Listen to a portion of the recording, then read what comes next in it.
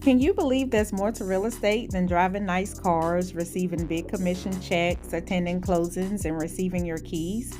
Behind every sold sign is a story of faith, timing, purpose, and the people that God places on our path. Welcome to Confessions Behind the Pink Sold Sign, and I'm your host, Ramona Grady. Let's jump right in.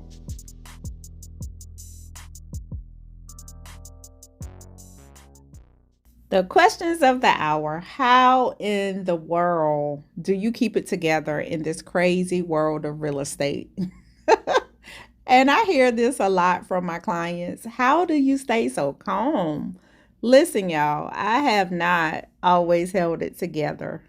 It took some time, it took some years to put those boundaries in place. But anyway, I'm going to give y'all a quick backstory on how I got into real estate in the first place. So back in 2005, I got into real estate when our kids were, I believe, 4 and 7 at the time, and we were on our 8th year of marriage. And 2 years prior to that, I was diagnosed with a brain tumor, which resulted in severe hearing loss. So I don't have hearing on my right side. So have a hearing impairment. Many don't know that. And because of this, working a 9 to 5, it was starting to become stressful. Having to explain to clients, hey, you need to speak up a little bit. I can't hear you. It was a challenge, y'all. So in addition to my own health challenges, our baby boy at the time, he was also having health issues. I was having to call out from my job on average at least 3 to 4 times a week. And because my schedule was the flexible schedule, I was it most of the time. I was it. So I started searching for a career that would allow me the flexibility to be there for my kids, and also a career that wouldn't require me to be in a corporate setting where my hearing would affect my performance. So there was a time we decided to put our first home on the market with the assistance of a realtor. I wasn't a realtor at that time. A light bulb went off. That thing was bright. I was like, oh, wow, this is perfect. This is the perfect career that would put me in close proximity to help people.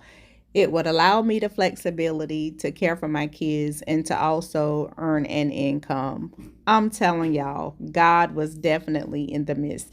So, fast forward, when I became a realtor, nothing prepared me for what was to come, the emotional roller coaster.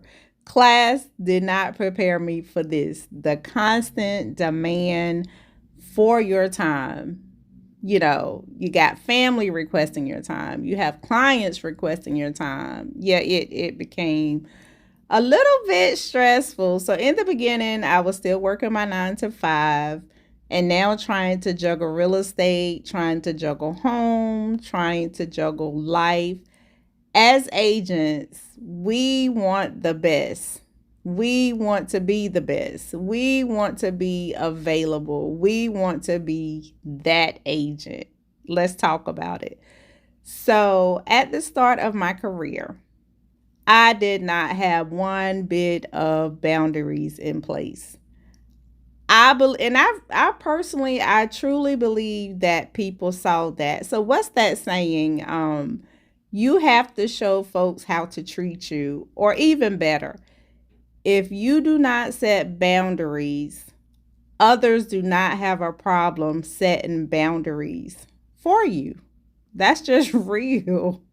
So during that time in my career, if clients wanted to see a house as soon as possible, no problem.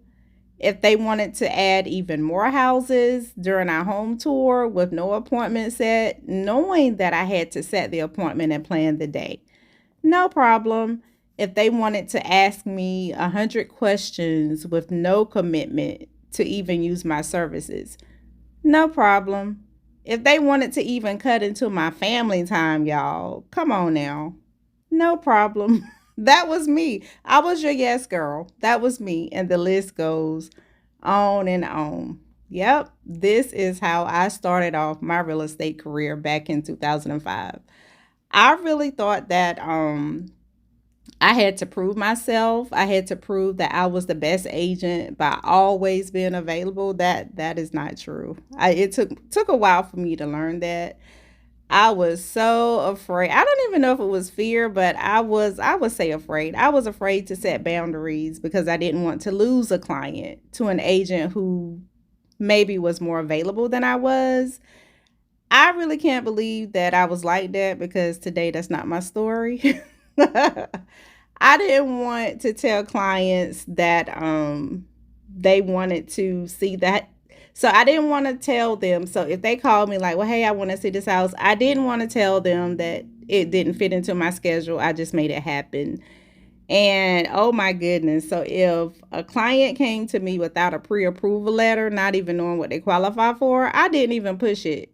So I pretty much took their word because I didn't want them to think that I didn't trust them and that they weren't telling me the truth. I didn't want them to get offended. I'm telling y'all, I was running on fumes trying to prove my worth. This is back in 2005, y'all. But let's dive a little deeper into what happens when you don't set boundaries. So, even on vacation, you know, vacation is a time you're supposed to be unplugging, relaxing with your family. And my question was, what vacation? I was still catering to my clients. Even on that 9 to 5, I was taking longer than allowed lunch breaks. Yes, I was still trying to cater to those clients. In the wee hours of the night, when I should be asleep, what was I doing? Still catering to those clients. If I got a text in the middle of the morning, who was responding? Me. And guess what? At that point, they expected that. At my kids' baseball games, basketball games, soccer games, school functions, you name it, I was still catering to my clients. And here's the perfect example. This story I got to share with y'all. So, and I believe this was the final straw. I believe it was the final straw for me. I had a client, true story, drive to a property over an hour away from where I was, called me from the property, all without my knowledge that they were going to visit the property that day.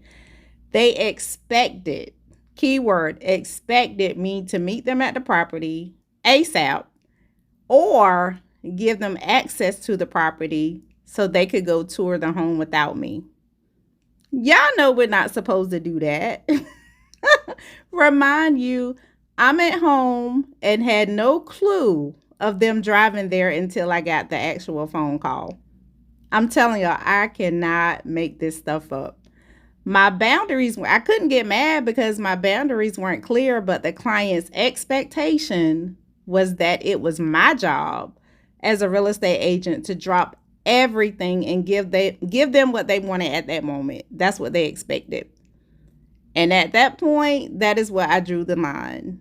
Like the audacity, like really, how could you not respect my time and feel it was okay to ask me to jeopardize my license and my livelihood? But again, couldn't get upset about it. Why? Because the boundaries were not set. They weren't set. So it was in that moment that I realized if I didn't stand firm and if I didn't set those boundaries, my nice real estate career would have been short-lived. So I'm telling y'all, you know, new agents or people that's struggling with this, listen, set those boundaries. Needless to say, that particular client asked to terminate our agreement and I was cool with it. All because I wasn't available to meet their needs. And guess what? It was okay. I was really trying to figure out a way anyway to sever that relationship because I didn't want to work under those unrealistic expectations. And remember, and I said this in a previous podcast, everyone is not your client, and it's okay. So fast forward, now I'm getting into my real estate flow. My confidence is on 100. The phone is ringing. Referrals are coming in. Deals are closing. Those boundaries are set, y'all. The boundaries are set. I'm being recognized as Rookie of the Year. Business is good. and then life happens. And I think during that time is when the market crashed. As the young folks say, life be lifing. And that's a true statement. Life do be lifing, y'all. So when life shows up, what do you do? Because in this business, there's no paid time off. There's no PTO. In this business, everybody know, well, our fellow real estate agents know, if you don't work, you don't eat. Our commission is straight commission, and the pay is not consistent. Just imagine this. Imagine needing money to pay bills, but there are no deals in your pipeline. Imagine grieving the loss of your loved ones and still having to show up for your family and your clients. Imagine falling into a depressed state, wanting to stay home, curled up in your bed all day, and having to still show up for your family and your clients. Imagine doing everything right. You're doing everything right. You're putting in the long hours for your clients. You're driving miles, looking at different homes with your clients. You're burning gas. And then the clients decide they want to use another agent. That's real. That happens. But you still have to show up for your family and your other clients. Imagine counting your duckies before they hatch, and what that means, spending money before you get it, and then the deal falls through. That happens too. You still have to show up for your family and your clients. And imagine, going through all of that. A lot of people think that real estate is easy, but truly, guys, is not. There's a lot of work that we put in. Imagine wanting to throw in the towel and just quit it all, and you still have to show up for your family and your clients. But I shared all of this to say, now just imagine if I didn't set any of those boundaries early on and was not consistent. I know I probably wouldn't have had the strength to show up for anybody, including myself. And I probably wouldn't even be in real estate today, y'all.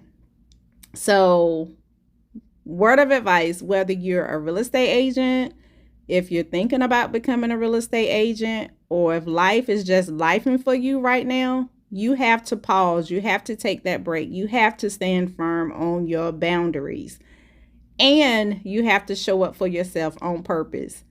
No more passive stuff. You have to show up for yourself on purpose. Trust me, it's okay. And never, never, ever, ever, ever sacrifice your sanity for anybody, for any career, for any job. Your boundaries are non-negotiable. Let me repeat that.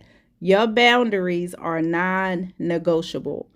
And your family and the right clients, they will understand, and they will respect those boundaries. At the end of the day, God's got you.